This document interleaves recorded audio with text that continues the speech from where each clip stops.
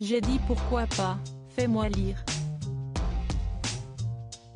Dans la traque, Philippe Torton s'est glissé dans la peau de Michel Fourniret dans un diptyque signé Yves Renier et diffusé lundi 15 mars sur TF1, qui retrace l'arrestation puis la détention préventive du tueur en série par la police belge.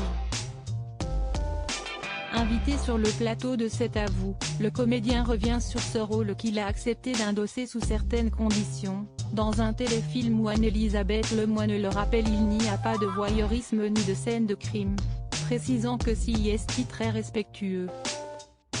Je ne l'aurais pas fait sinon, concède Philippe Torton.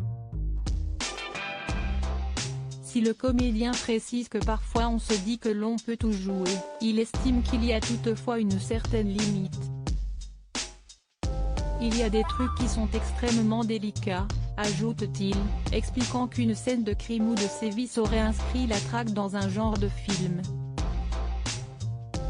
Et puis ça pollue ce que l'on veut dénoncer aussi d'une certaine façon, le voyeurisme empêche de faire passer un message, donc ça je ne l'aurais pas fait, admet-il, tandis que de son côté Yves Renier, le réalisateur du téléfilm, a fait très attention aux victimes et à leurs proches.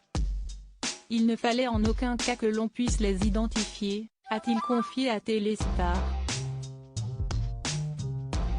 Un téléfilm au plus proche de la réalité sans porter préjudice, un téléfilm qui a toutefois été très critiqué, notamment par le fils de Michel Fourniret, mais aussi des familles de victimes, qu'il n'a par ailleurs pas prévenu avant de tourner la traque.